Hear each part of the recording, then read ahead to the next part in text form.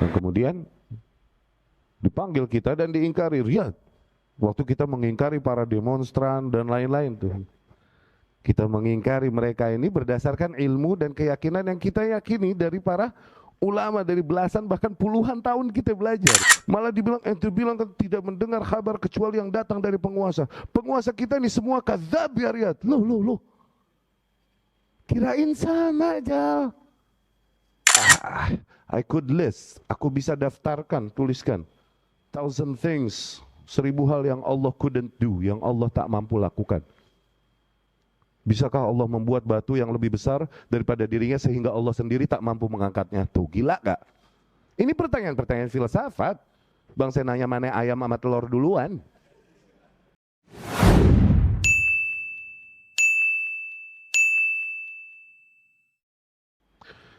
Bisakah Ustadz jelaskan tentang terbaliknya hakikat-hakikat perkara yang ada di akhir zaman? Sebagaimana dibahas di pertemuan sebelumnya. Bisakah Ustadz berikan contoh hal tersebut yang terjadi di fenomena masa kini? Terbaliknya perkara tadi, Syabi ya. La taqumus sa'ah hatta yasiral ilmu jahlan wal jahlu ilman. Tidaklah terjadi kiamat sehingga yang memang ilmu dibilang kejahilan, dihukumi kejahilan. Yang memang kejahilan dibilang ilmu. Wa hadza kulluhu min inqilab al-haqa'iq. Ini semuanya berangkat dari terbaliknya hakikat-hakikat perkara yang ada fi akhir zaman. Itu maksudnya, ya. Ya, semakin dekatnya sebuah hari dengan kiamat, semakin demikian semakin diagungkan kejahilan dan ditokohkan, dan mereka yang memang membawakan keilmuan semakin didiskreditkan dan semakin dihinakan, semakin dizahadu fi, semakin dijauhi oleh para manusia. Banyak gitu ya.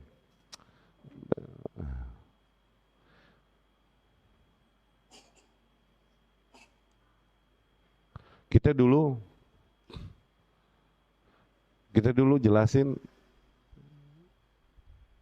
tentang Khawarij merah jambu itu. Khawarij merah jambu dulu. Terus dipanggil oleh orang-orang yang kita dulu berhusnudzon pada mereka ya, orang-orang tua, Masya Allah. Dan kita menganggap mereka adalah para ahlus sunnah dulu. Ya. Khawarij merah jambu ini kita dapatkan materi-materi ini memang dari para ulama. Ini banyak materi demikian, pergerakan musuh, kemudian makar dan lain-lain. Ini banyak kita dapat dari Syekh Said Ruslan yang keulamaannya diakui oleh para ulama dunia, insya Allah. Oke? Banyak itu materi-materi itu kita dapat tuh banyak. Dan kemudian dipanggil kita dan diingkari. Riyad, waktu kita mengingkari para demonstran dan lain-lain tuh. Kita mengingkari mereka ini berdasarkan ilmu dan keyakinan yang kita yakini dari para ulama, dari belasan bahkan puluhan tahun kita belajar. Gimana konsep agama yang seharusnya, bagaimana demonstrasi, bagaimana kita mengingkari mereka. Dan contoh, bahkan dikasih contoh oleh para ulama. Bagaimana dulu Syekh Ruslan, hafizahullah, mengingkari para demonstran di masa dan perusuh di masa revolusi terakhir Thawrah itu, kerusuhan Mesir 2011 itu. Itu dikasih contoh benar-benar gitu loh. Depan mata gitu. Dan ketika kita melakukan hal yang sama, kita ingkari para demonstran, perusuh dan lain-lain ini yang menggunakan nama agama, kita diingkarin justru sama orang tua nih yang kita hormati. Dibilang katanya, Riyad, ente bilang mereka nih yang mati nih di dalam aksi-aksi demikian, ente bilang mereka mati bangkai jahiliyah. Ente mengingkari kaum muslimin yang turun ke jalan menuntut hak mereka. Ente menyakiti hati kaum muslimin. Oh, kok jadi begini sih? Beneran nih, begini gitu, speechless aneh. Dibilang, ente bilang, kabar ketika terjadi fitnah, dengar kabar yang disampaikan oleh para penguasa. Ini Anda dengar dari Syekh Muhammad Bazmul, hafizahullah, sekarang mufti Makkah. Ulama bukan? Iya, mufti Mekah aja. Oke? Dia bilang as-sam'u wa ta'ah, mendengar dan mentaati penguasa. Mentaati kita sering tahu kan? Mentaati apa? Taati penguasa dalam perkara yang ma'ruf, yang Yang mungkar jangan taati tapi tetap jaga hormat, gitu kan? Mendengar maksudnya apa? Syekh Muhammad Bazmul ini bilang, mendengar maknanya, kasus-kasus yang terjadi, kasus-kasus besar yang terjadi, jangan kita ambil kabar, jangan kita percayai, kecuali kabar itu datang dari badan resmi pemerintah. Itu kata Syekh Muhammad Bazmul. Oke? Itu kita sampaikan sebagaimana kita sampaikan juga tentang pergolakan dan makar musuh Islam dan lain-lain tanpa kita bilang ini kata Syekh Fulan, kata Syekh, tanpa bilang begitu waktu itu. Kita sampaikan ini. Malah dibilang ente bilang kan tidak mendengar kabar kecuali yang datang dari penguasa. Penguasa kita ini semua kadzab ya Riyad. Loh. Kirain sama aja. Balik enggak? Ente dengerin enggak tuh ceramah ente tuh Khawarij apa abu-abu, katanya abu-abu no. Ente dengerin nggak? Ada lihat dari ujung sampai ujung itu isinya kejahilan, nggak ada ilmu sama sekali, lihat nggak ada ilmu, no, kejahilan. Gue dapat dari ini dari ulama-ulama besar dunia. Ente bilang ini kejahilan, terus lu yang orang lokal ya nih yang ada. Tapi speechless, ana nggak bisa ngomong waktu itu karena kaget, loh, kok begini? Kebalik dan dipaksa kita untuk ngikutin apa yang dia katakan, sementara apa yang telah kita pelajari dan yakini belasan puluhan tahun dari para ulama disuruh tinggalin itu gitu loh. Berat hati, kenapa? Cinta soalnya. Udah ada satu lagi yang orang yang kita tuakan juga dan kita hormati. Dulu kita dapat Zakir Naik nih ngaco-ngaco pendapatnya apa, jauh dari akidah Ahlus Sunnah, benar-benar Mu'tazilah, filsafat dia nih, wah udah kesono-sono dah. Tapi kok Zakir Naik direkomendasikan dan dijadikan seolah-olah ulama dan datangi ikuti ilmunya. Loh. Kita ini kebetulan Allah kasih, kita bisa konsumsi Zakir Naik tanpa terjemahan. Kita bisa Allah kasih faham lah insya Allah. Bukan pakai terjemahan sedikit-sedikit yang dia omongin. Enggak, kita bisa faham insya Allah. Allah kasih alhamdulillah taufik untuk faham itu memang. Itu datanglah ke orang tua juga nih satunya yang kita hormati, kita agungkan, mau ngobrolin itu. Ini Zakir Naik kok begini ya, bilang ini. Dia kan bukan Ahlus Sunnah kalau begini gitu. Zakir Naik ini mengatakan kufriyat, hal-hal yang kufur. Oke? Kalau seseorang beriman kepada Allah dan berbuat baik sepanjang hidupnya, tapi nggak beriman kepada Rasul, mati dia. Mungkin nggak dia masuk surga? Zakir Naik bilang mungkin. Dalilnya apa? Kalau seseorang lompat dari ujungnya Burj Al Khalifah, begitu no dalilnya. Dia nyampe bawah lompat, pasti 100% nggak mati, atau ada 0,000 sekian persen mati, nggak mati. Begitu no dalilnya. Sementara Rasulullah SAW berkata, Yahudi manapun dan Nasrani manapun telah mendengar dakwahku kemudian dia mati, walam yu'min billadzi ursiltu bih, dan dia masih belum beriman kepada apa yang aku diutus dengannya, illa wa kan min ashabin nar, kecuali pasti dia penduduk neraka. Tuh Rasul bilang gitu. Andai dia bilang waktu itu nggak tahu gitu loh. Oke? Terus dia ini pemikirannya pemikiran filsafat. I could list, aku bisa daftarkan, tuliskan 1,000 things, 1000 hal yang Allah couldn't do, yang Allah tak mampu lakukan. Bisakah Allah membuat batu yang lebih besar daripada dirinya sehingga Allah sendiri tak mampu mengangkatnya? Tuh, gila gak? Ini pertanyaan-pertanyaan filsafat. Bang, saya nanya mana ayam sama telur duluan? Pertanyaan iseng beginian nih. Dan tidak, maksudnya oke lah dia begitu, cuman jangan direkomendasikan oleh para dai-dai yang katanya dai Ahlus Sunnah. Jangan, jadi awam dengerin dia nanti. Dia punya jasa dan lain-lain untuk mengingkari agama-agama lain yang menyimpang, udah urusan dia dengan perangnya. Tapi jangan kau rekomendasikan dia kepada para awam Ahlus Sunnah. Maksudnya mau ngomongin itu, ini malah marah-marah, nggak bisa diajak diskusi. Ente jahil, so tahu, sambil berdiri udah nggak ditabok aja gue. Loh, kan lagi nanya ya, mau ngobrol, enggak, dia Ahlus Sunnah bukan, dipaksa kita untuk bilang, iya. Bukan sih, dia Ahlus Sunnah. Loh, kok Ahlus Sunnah? Terus dia kasih unjuk nih, dia WhatsAppan rupanya sama Syekh Ali Al-Halabi. Nih tuh, Syekh Ali Al-Halabi bilang. Dia bacain, dibaca wallahil azim, nahunya kusut. Kita sampai benerin lagi. Mau benerin lagi nggak enak, keseringan dibenerin. Nahunya kusut, beneran. Nggak tahu kapan A, kapan U, kapan I, dia nggak tahu. Dia nggak tahu, wallah. Kita mau benerin mulu nggak enak. Cuma dia orang kita cintai loh, kok begini? Diajak, katakan nggak sesuai dengan pendapat dia ya, cuman discuss deh. Nggak yang berdiri teriak-teriak, cuman nggak ditabok aja gue. Terus standarnya ganda. Ada beberapa ustadz di sini, dia ingkari, dia tahdzir. Oke? Dia tahdzir, Pak. Tapi nih ustadz-ustadz terus terang, kalau dibandingin Zakir naik mah, nih ustadz lebih dekat kepada sunnah. Nih ustadz bukan ahlu sunnah, udah. Cuman kalau dibandingin sama Zakir Naik, dia lebih dekat ke sunnah lah, gitu. Lulusan Madinah juga. Lebih dekat ke sunnah daripada Zakir Naik. Dia bilang, aneh nggak ngerti. Ya, ngerti ya ente ya. Ya gimana ya Ustadz ya? Lah berarti si Ustadz Fulan, yang antum tahdzir, dia ahlu sunnah juga dong. Kalau dengan kaidahmu itu, yang penuh dengan uzur dan toleransi. Oh bukan gitu, kalau dia itu hizbi. Hizbi apaan? Dia nggak ada hizbi sama sekali. Dia ini berhizb kepada masalah, dia ini maslahi. Anything yang maslahat dia ikutin, itu maslahi. Dia nggak loyal, nggak ada loyalitas kepada kelompok apapun, nggak. Dia loyalitas dia kepada maslahat. Iya kan? FPI dia bela-belain, Jamaah Tabligh dia bela-belain dalam ucapannya. Loh, kok dia ditahdzir? Kalau misalnya yang level Zakir Naik aja kita uzur dan masih kita hitung ahlus sunnah, aturan dia lebih kita berikan. Oh enggak, dia bukan ahlus sunnah, dia hizbi. Lah, gimana? Cuman ya udah deh, gue pura-pura ngerti aja, teriak jauh, nggak ditabok gue di rumah dia lagi. Nggak mau diskusi ilmiah, oke?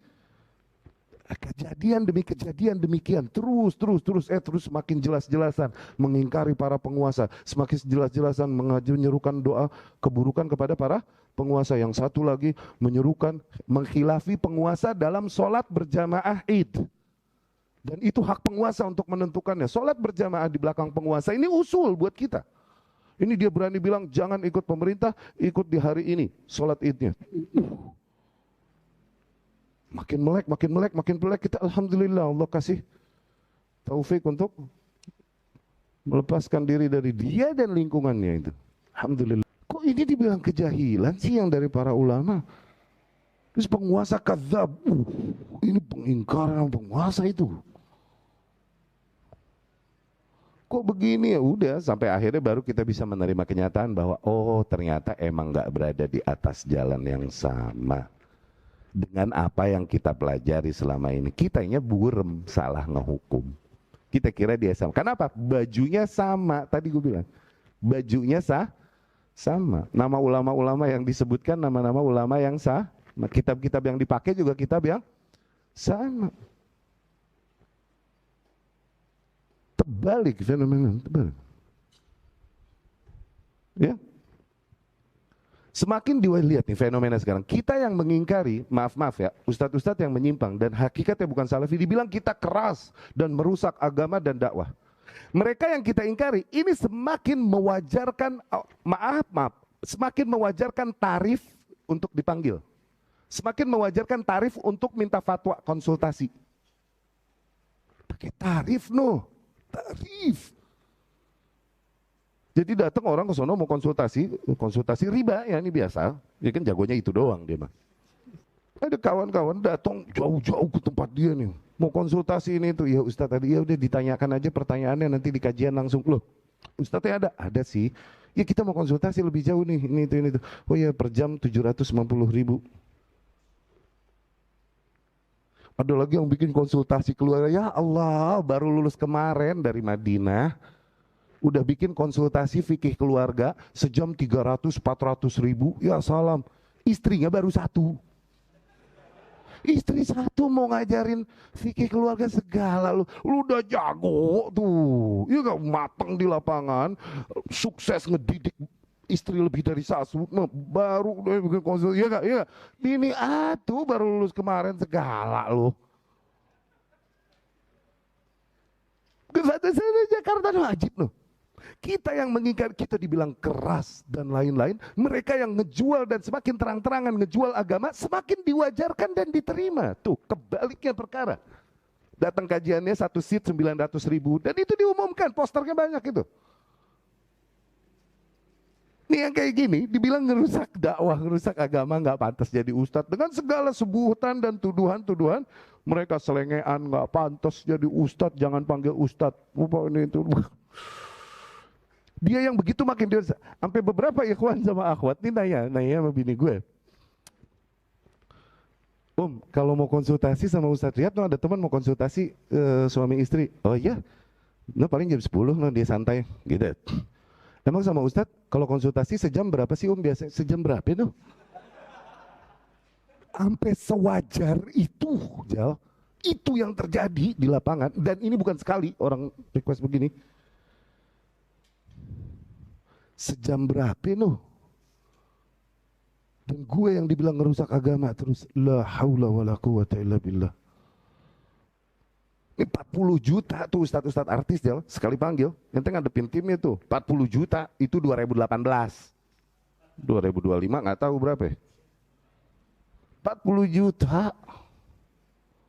Khutbah nikah 40 juta, khutbah nikah 15 menit 40 juta. Khutbah nikah, nggak bisa datang yang gantiin orang kita tuh, tim kita. Dibagi tahu-tahu 10 juta, khutbah nikah 10 juta. Wallah. Ini kok apa-apaan? Alhamdulillah didikan kita. Nggak mau aneh segini, apa-apa tuh, alhamdulillah Allah kasih nih didikan kita. Udah nggak mau aneh 10 juta apaan ini? Tadinya mau Ustadz Fulan itu 40 juta, cuman dia nggak bisa. Ente yang datang jadi 10 juta. Dan itu yang dibilang dakwahnya hikmah lembut. Itu yang jualan agama. Wallahu alam, ini maksud sabda Rasul sallallahu alaihi wasallam itu, yabi'una dinahum bi'aradin minad dunya. Di zaman fitnah nih, fitnah yang begitu gelap, yusbihur rajulu mu'mina wa yumsi kafirun. Nanti lebih parah lagi, di mana di pagi hari seseorang mukmin, sore harinya kita dengar dia pindah agama, atau sorenya dia mukmin, paginya kita dengar dia pindah agama. Kenapa begitu mudah dia pindah agama? Yabi'u dinahum bi'aradin minad dunya. Dengan mudah dia menjual agamanya dengan sedikit nikmat duniawi. Enggak nih. Terus kita yang kayak gini yang dibilang keras dan ngerusak agama dan dakwah. Ini jalan pahit, jalan beneran nih jalan pahit, wallah pahit. Ada orang yang Ustadz kenapa selengean, suka bercanda, suka ngakak, ini itu kok kayaknya sembarangan banget. Iya lah, gue udah kenceng bertahan di agama ini, terus sikap gue Masya Allah. Wah, gak ada ajibnya hidup gue. Gak ada ajibnya hidup gue. Sengean deh selama gak ada yang haram. Apapun yang dituduhkan manusia pada kita, si ustadz begini, si ustadz melakukan itu deh. Kalau emang haram kita tinggalkan. Kita masih lakukan berarti kita yakini itu tidak haram. Dan kita berani pertanggungjawabkan di depan Allah. Semua yang dituduhkan pada kita berani tertanggungjawabkan di depan Allah SWT. Dan itu gak haram. Kalau memang haram udah kita tinggalkan. Dan dengan itu kita mendapatkan sedikit sejenak, enteng sejenak. Dengan itu kita tak kuat bertahan di jalan ini. Pahit nih, jalan pahit, Jal. Dipikir ajib nih jalan, huh? Orang-orang yang kita cintai, kita agungkan, orang-orang yang kita harapkan, dengan dekat dengannya akan ada bantuan kepada komunitas atau ekosistem yang kita bentuk dengan kekuatan yang ada pada dia. Ternyata dia musuhin kita mental. Justru mainnya sama yang ono, yang jualan agama. Tuh, lihat, sakit gak? Sakit ngeliat begini. Cuma salah kita dia pakai ngarep sama makhluk. Itu kebaliknya perkara di antara fenomena kalau mau ditanya contohnya apa. Yang kita alami, wallahu a'lam. Semakin diwajarkan kebatilan, kebusukan, jual agama, semakin didiskreditkan mereka yang mencoba jujur dan tulus di atas agama, menyampaikan nasihat pada para manusia. Ya. Tapi alhamdulillah, tidaklah bertahan di atas jalan tersebut kecuali mereka yang Allah kasih taufik untuk bertahan. Semoga Allah Subhanahu wa taala pertahankan kita di atas jalan yang lurus ini, ya.